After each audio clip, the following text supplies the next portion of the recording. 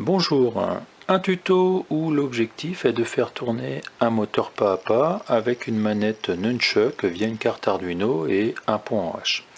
Donc les moteurs pas à pas étant des moteurs utilisés pour leur précision, ici j'ai voulu faire tourner le moteur pas à pas en continu dans un sens ou dans l'autre en utilisant les axes des X de la manette Nunchuck, et puis une fois que la position souhaitée est presque atteinte, affiner la position avec des appuis simples sur un bouton ou sur l'autre pour faire tourner dans un sens ou dans l'autre en utilisant la précision du moteur pas à pas. Presque, on peut le faire pas par pas. Bon, là j'ai mis 10 pas d'un coup parce que pas par pas c'est vraiment trop petit. Voilà. Donc si c'est une vidéo qui vous intéresse, j'explique après comment faire.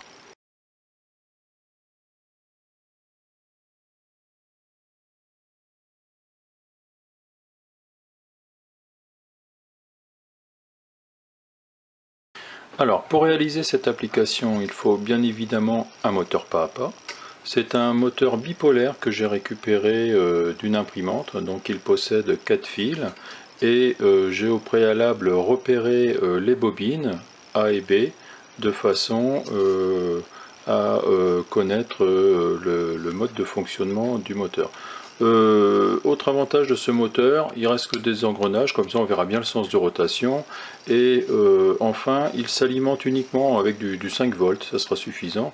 Et donc j'ai pas besoin d'une alim extérieure pour l'alimenter. La carte Arduino sera suffisante. Bien évidemment, une carte Arduino, tout à fait normale, la Uno. Il me faut aussi, bien sûr, la Nunchuck. Avec ce que je vais utiliser, c'est le bouton analogique en X, en Y je ne vais pas y toucher, et je vais utiliser aussi les deux boutons qui se trouvent ici pour affiner tout à l'heure la vitesse du moteur, enfin la position du moteur. Il me faut un pont en H. Alors ce pont en H, c'est un pont en H tout simple, donc c'est le L298N. Qui permet de piloter soit deux moteurs à courant continu, soit un moteur pas à pas. Donc je l'ai eu sur un célèbre site de vente en ligne. Ça coûte moins de 5 €. Voilà, ça vient de très très loin, ça traverse les océans pour moins de 5 € et ça arrive dans la boîte aux lettres directement. Et enfin, dernière chose, je vais utiliser un connecteur. Ce connecteur permet de ne pas sacrifier la Nunchuck, puisqu'il vient se brancher directement dans le connecteur de la Nunchuck, comme ceci, de façon à ne pas couper le fil et dénuder, et puis ce qui aurait pour effet de sacrifier la Nunchuck. J'ai pas envie non plus de faire ce genre de choses. Voilà tout le matériel nécessaire.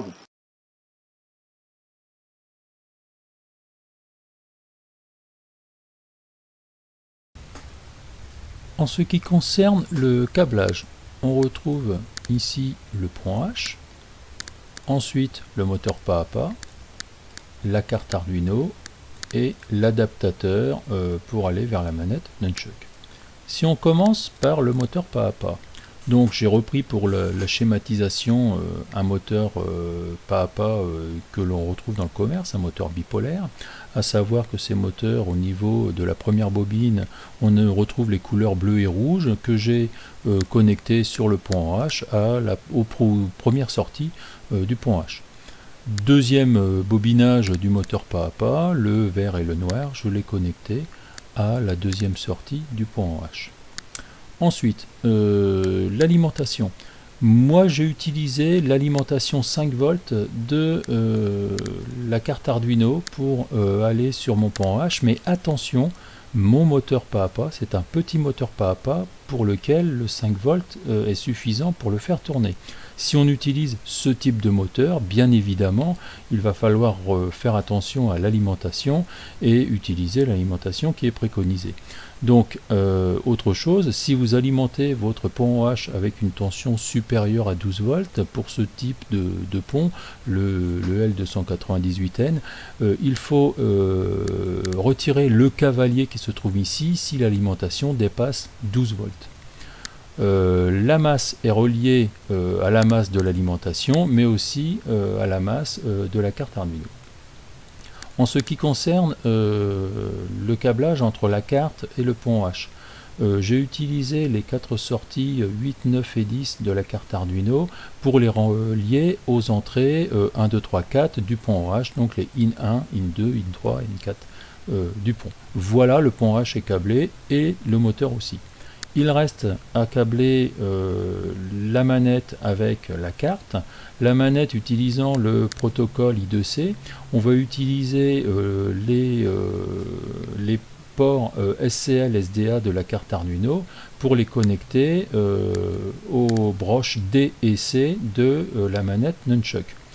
Dernière chose à faire, la manette, il va falloir aussi l'alimenter. Pour cela, il faut relier la masse et aussi le 3 volts puisque la manette Nunchuk s'alimente en 3 volts.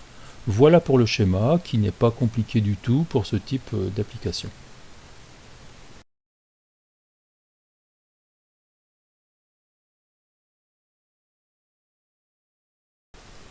Alors en ce qui concerne le programme, 3 bibliothèques à importer. La première, Wire, qui permet de dialoguer avec le protocole I2C entre la carte Arduino et la manette. Ensuite, la bibliothèque Arduino Nunchuk, qui est de loin celle que j'ai trouvée de plus simple et de plus efficace sur Internet. Donc, elle a été développée par Gabriel Bianconi. Vous tapez Arduino Nunchuk tel quel sur un moteur de recherche et vous trouverez sur sa page pour télécharger cette bibliothèque. Enfin, la troisième bibliothèque, la stepper.h, qui permet de piloter des moteurs pas à pas. Le programme est suivi d'une suite de déclarations où on dit à la bibliothèque Arduino Nunchuk que notre manette s'appelle Nunchuk, voilà son nom. Nom que l'on va retrouver à plusieurs endroits dans le programme, ici pour aller lire les valeurs de la manette, et puis ici pour l'initialiser. Ensuite, on appelle pour la bibliothèque stepper notre moteur mode pas à pas, et c'est un moteur pour, en ce qui me concerne, qui fait 200 pas par tour.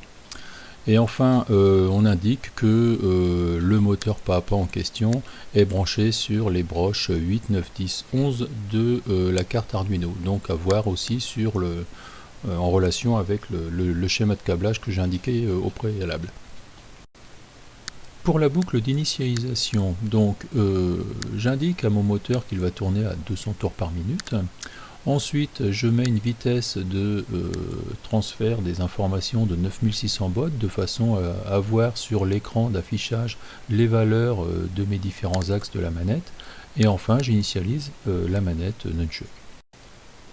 Pour le programme de boucle, ici, je vais demander tout d'abord l'affichage des valeurs de chaque axe de la manette.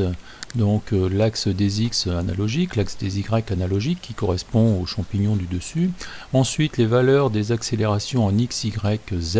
Et enfin l'état des boutons, le bouton Z et le bouton C, qui sont les deux boutons que l'on retrouve sur la face avant de la manette.